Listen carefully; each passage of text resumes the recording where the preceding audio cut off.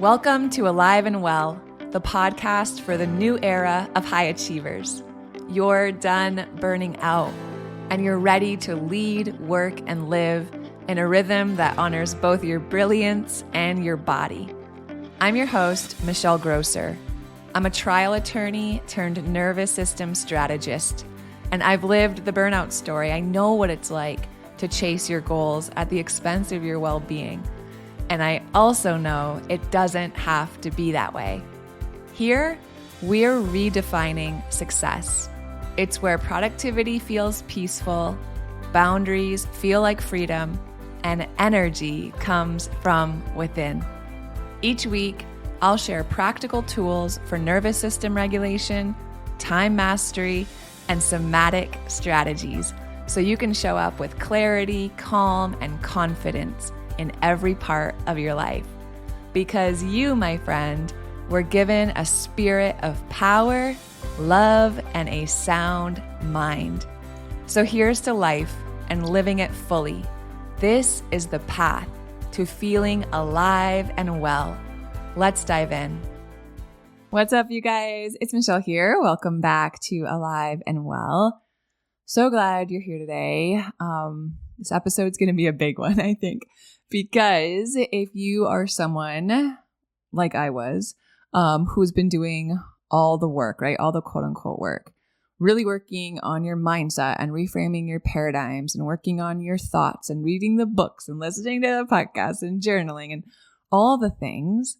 And for some reason, you still feel edgy, exhausted, emotionally flat, or maybe just like you're constantly white knuckling it just to get through the day. First of all, it's not that you're doing it wrong. It's just that you're actually working with the wrong tool for the job. And that's really what we're going to unpack today. Why mindset work, as powerful and as necessary as it can be, often isn't enough to help you truly recover from burnout. So we're going to talk about what your nervous system actually needs. And then I want to talk about how to start accessing a kind of regulation that, to be honest, mindset alone just can't create. So if you're here and maybe you've ever thought to yourself, like, man, why do I keep thinking these same thoughts, even though I know better, right? Or like, I've done so much work on myself. Why do I still feel this way sometimes? This one is for you. So let's kind of start with what mindset work actually is. So when we're talking about our mindset, we're really talking about what's called a top-down approach. What does that mean? It just means that we're trying to use our conscious mind, right, the top, to shift our thoughts and our beliefs and our interpretations of our experience. Now, this is big work. This is helpful work. This is beautiful work. This is necessary work. It can help us recognize our patterns and reframe our stories and really shift how you relate to yourself and to the world. But here's the catch, you guys. Top-down tools only work when your nervous system is regulated enough to receive them. And that's the science, right? Because here's the thing. The moment that your body perceives any sort of threat, and I'm not just talking about a physical threat to your safety. I'm talking about a threat of, I don't know, let's say embarrassment, a threat of rejection, a threat of being judged, a threat of overwhelm, a threat of not being able to meet the deadlines, a threat of not having the house clean enough, and whatever it is, real or imagined, what happens? It's not just in your head, right? There's something that actually happens physiologically. Your prefrontal cortex, the part of your brain that handles logic, the part of your brain that handles reasoning, when your body perceives any sort of threat, that goes offline, you guys, offline. And your brain shifts its power to our lower survival centers, amygdala, brainstem, our reflexive defense mechanisms. And there was a 2017 study that came out of UCLA that confirmed what we already see clinically. And it's exactly that.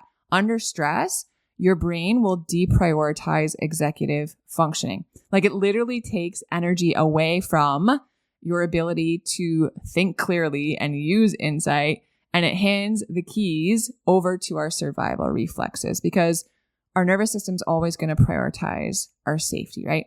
So if you've ever found yourself like mid panic or mid shutdown and you're thinking like, man, I know, like logically, I understand that I'm freaking out over nothing, or like that there's like, I understand logically that I'm safe. Why am I spiraling? That's why, you guys. So it's not that you're lacking insight. It's not that you're not doing enough mindset work. It's just that insight alone, the mindset work alone, it cannot override your body, what your body is sensing, some sort of threat. And that's, I think, where it starts to get tricky, because when mindset work alone doesn't help us feel different, right? When we're doing all the mindset work and that doesn't result in real change, I think what happens is that, or at least what I see over and over, is that we don't really question the method as women, right? Like on a large scale, we're not questioning the method. We're like, everyone's telling us that this should work. If I do affirmations and change my mindset and, I'm more compassionate to myself and all these things, I should feel better, right? And then when we don't question the method. We don't question the mindset work might not actually be working. We start to question ourselves. And I don't know, maybe you can relate to this. I certainly can, but it's like when I was doing all that stuff 7-8 years ago, when I was in the midst of a deep burnout and I had 2 babies and I was just like on edge and miserable and anxious and not sleeping well, like all the time. I was doing a lot of work on my mindset. I was reading a ton. I was trying to do all the things. And when they weren't working, I didn't actually question the method. That wasn't the first thing that came up for me. Instead, I started to wonder like, man, maybe I'm just not doing it enough, right? Maybe I actually need to do it more. Or maybe I just don't want it badly enough, right? Maybe I'm like going halfway through the motions on this. Maybe I just need to like double down on my morning routine, or I need to like reread that book again and highlight it and try harder. And that inner narrative leads to shame-based instead of supportive, right? It becomes shame-based. We're not enough. We're not trying hard enough. We don't want it hard enough. Because what's happening is that we're intellectually aware of our patterns, but we can't get out of them, right? We're intellectually aware of our patterns, but we're still stuck in them. That's a crappy thing to feel, because you understand what's happening, but you can't seem to shift out of it. So you've got the insight, but you don't have the embodiment. And I want to be really clear here. Like, I hope you hear my voice on this, my heart on this. It doesn't mean that you're unmotivated. It just means that your body doesn't feel safe. So the mindset work that you're doing, it cannot land. Because when your nervous system is dysregulated, when you are stuck in fight, flight, freeze, or fawn, your capacity to access higher level thinking and emotional flexibility and behavioral change, all of that is compromised. So it's not that you're not doing it right. It's that the system itself is just protecting you. Your nervous system is protecting you the only way it knows how. And it's doing that because it still believes that there's some sort of threat that it needs to be on guard against, right? It needs to be on alert. And maybe that threat is old trauma that hasn't been processed and healed. Maybe it's chronic overwork and overcommitting, overextending yourself.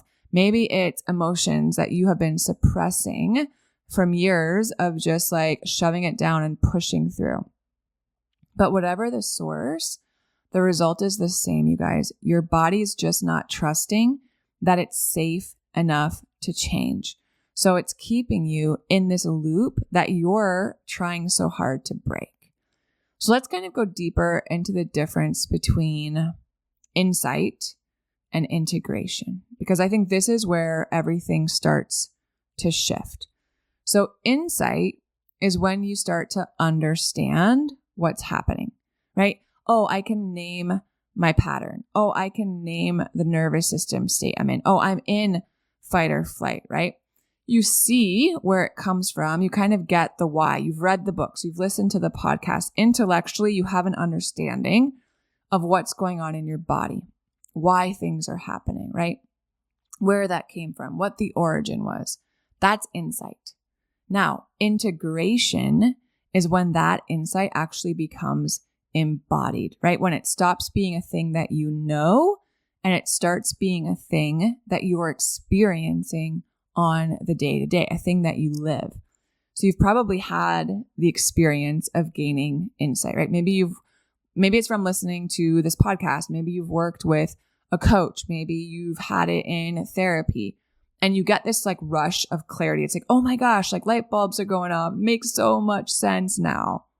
And then what happens? You have this new awareness, this new understanding, and then life keeps on lifing as it tends to do. And the trigger hits and, the kids still need the things and the work calendar stays the same and the people you're around. And what happens? You still shut down. You still say yes when you want to say no. You're still caught making everything perfect. You're overworking or you lash out or you freeze or you're procrastinating or what have you. And you're like, man, I thought I was past this. And when that happens, again, this isn't a failure of willpower. It's a nervous system that just hasn't fully integrated the shift. Because insight alone, that's only the first step. Insight alone does not rewire your nervous system. It doesn't rewire your survival responses. Only safety can do that. So that's kind of, here's an example. Let's say you realize that you have these people-pleasing tendencies. And the minute that you sense that someone might be disappointed with you if you were to say no, or that you need to show up for them because they're counting on you, and this like people-pleasing kind of comes on, and you say yes when you know that you're already overcommitted, or you really don't want to do it, or you don't have the bandwidth for it, or you just committed to 2 things now and you're going to have to figure out which one you can make time for, what have you. You realize this old people-pleasing pattern comes up. And then you can even go a little bit deeper than that. And you're starting to have this awareness, man, my people-pleasing comes from way back, like early childhood, where as a kid, it felt like I had to do certain things in order for my parents to love me, right? And maybe it wasn't overt. Maybe it wasn't your parents being like, you have to behave in order for me to love you. But it was this like thing this undercurrent that you just came to notice, right? If you said yes, if you did the things that they asked you, if you accommodated them, if you made life easier for them, if you got the good grades and you got the extra credit and you went above and beyond and you got first chair and you got captain and you got all of these things and you were always the helpful one. And maybe there were other siblings in your family who made it hard on your parents. So you kind of grew up in this role where subconsciously you're like, well, I'm going to be the easy one. And you have all of this incredible insight. Awesome. That matters. But if you just know that, I'm talking about on an intellectual level, if you just know and understand that, it doesn't mean your body is going to suddenly stop feeling anxious when you say no or when you disappoint someone. Because the embodied memory, that somatic coding in your body is still saying, nope, this is not good.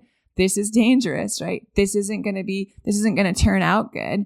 Being liked, being helpful, going above and beyond, being the yes person is how we stay safe.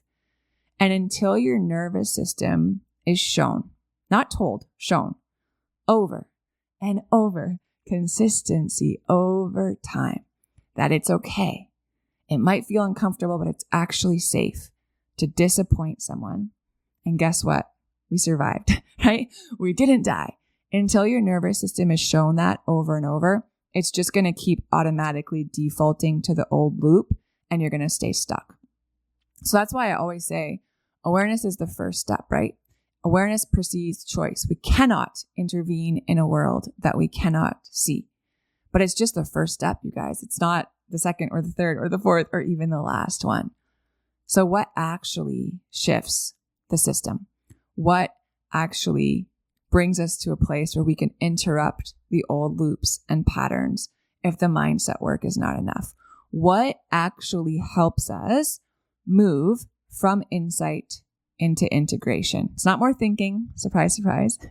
It's not your morning routine. It's not your evening routine. It's not grinding through growth. It's not a new planner or organizing your calendar in a different way or being more productive or getting a home management system. It's not any of that.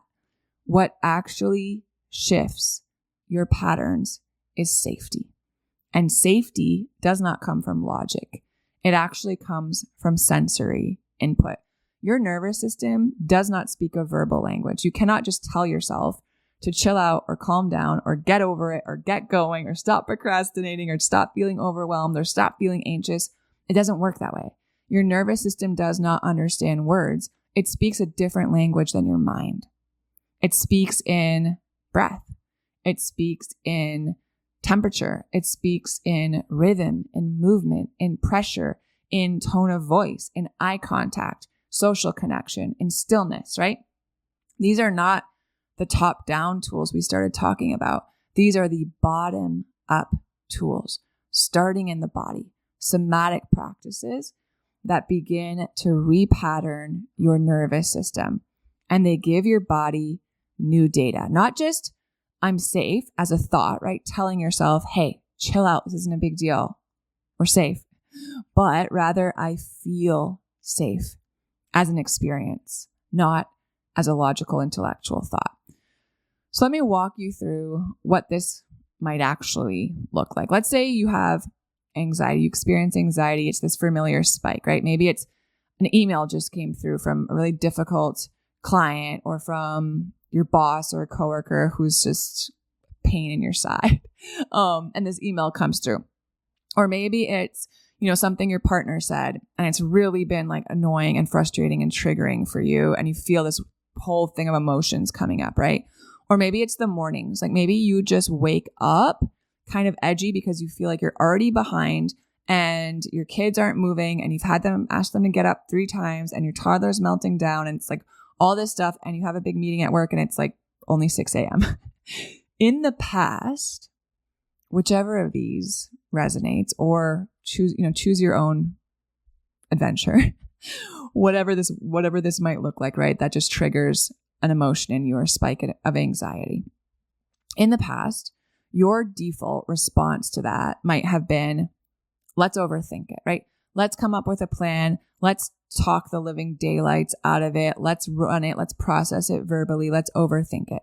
And then we start to get into the cycle of maybe it's like, then the next thing I do is blame myself, right? Well, I shouldn't have said this, or I need to get up earlier, or, I don't know why I'm so sensitive when these emails come through. I wish I could just like not care what this client or my boss said, or we just push it down, right? I'm so frustrated about what my husband said yesterday. It was so out of line, but I don't want to make a big deal out of it. I'll just push it down. Or we go back to our mindset tools and we try to like take out our planner again and scrap the whole thing and start anew because why do we feel this overwhelmed every single week, right? None of that particularly helpful. But when you start using somatic tools, instead of overthinking it or blaming yourself or pushing it down and suppressing it or trying harder, mind setting and planning your way out of it, what if instead maybe you, took a slow breath, activate your vagus nerve, put a hand over your chest, put a hand on your belly and feel into the rhythm of your breath. What if you were really frustrated and angry and instead of just suppressing that, you actually allowed that to be greeted with compassion and you allowed yourself to follow your body's impulses to release all that frustration and anger in a healthy way, right? Maybe you allowed yourself to go stomp your feet or shake it out or do some wall pushes. Maybe if you have something that you really want to say to someone that's really been needed to be said for a hot minute, but you haven't felt safe enough to do so. So you keep suppressing it and holding it in and, replaying the conversation in your head over and over and over, but you can't get it to actually happen in real life. What if instead of that, you actually had a tool like humming gently to stimulate that vibration in your throat and activate your vagus nerve and bring your nervous system back online to feel safe enough to do so? What if you could ground your feet on the floor, right, and orient yourself to the space around you to bring felt safety to your body? What if you could let your body move when you feel super stressed and overwhelmed and anxious instead of suppressing all of that and trying to just calm yourself down by, meditating or breathing? Like, what if you just let your body move and you stretched and you shaked and you swayed to discharge built up tension? These aren't woo-woo practices, you guys. These are rooted in biology. These are rooted in how our nervous system is wired. They're backed by decades of research on trauma and they're backed on research on the nervous system, and they work because they actually speak to the part of your brain that's actually running the show, you guys. The CEO is not your mind, it's your body. So when you're dysregulated, that survival brain is running the show, and it needs help in restoring what we call our vagal tone, widening your window of tolerance so that you can stay present even when things feel a little bit stressful or feel a little bit challenging or hard. And over time, you guys, with consistency, these practices don't just soothe. They don't just make us feel better in the moment. They actually start to rewire. Okay? This is the work. This is the shift that really changes everything. And it's not because it's easy. It's not because it's trendy. It's because it finally meets you where you are at, and that is in your body. So if you are ready to experience this shift yourself in real time, again, not just as something you listen to on a podcast and intellectually understood, not just as a theory, but as a felt experience, I want to invite you to the free workshop that I'm hosting. It's called From On Edge to At Ease. I'm going to go live on Zoom on Tuesday, August 26th. I'm going to guide you through exactly what we talked about today. Start working with your nervous system. What you're going to walk away with practical, simple tools, bottom up processing that creates real change. And I want you guys to actually experience this, not just understand it, not just intellectually get it, but actually integrate it, right? Embody it. I want you to experience a felt sense, maybe for the first time in a while, of what it's actually like to feel at ease in your body. It's totally free. You can go ahead, you can grab your seat, michellegrosser.com/workshop. There's also a link in the show notes. Just click it. Give me your email, give me your name, sign up. I know you're doing your best. If I know anything about you, you try, right? You've tried it all, and maybe you're just feeling really frustrated and overwhelmed by the lack of progress that you feel like you're making. This is the missing piece, you guys. It's not a new mindset. It's not a new planner. It's not a new organizer. It's a new felt sense of safety in your body. And once that happens, once you guys experience that, once safety is in place, y'all, your world opens up, your mind opens up, everything else becomes possible. So I really hope to see you in the workshop. Link is in the show notes. Sign up. I love you all so much. Thanks for being here with me today. I'll talk to you guys soon.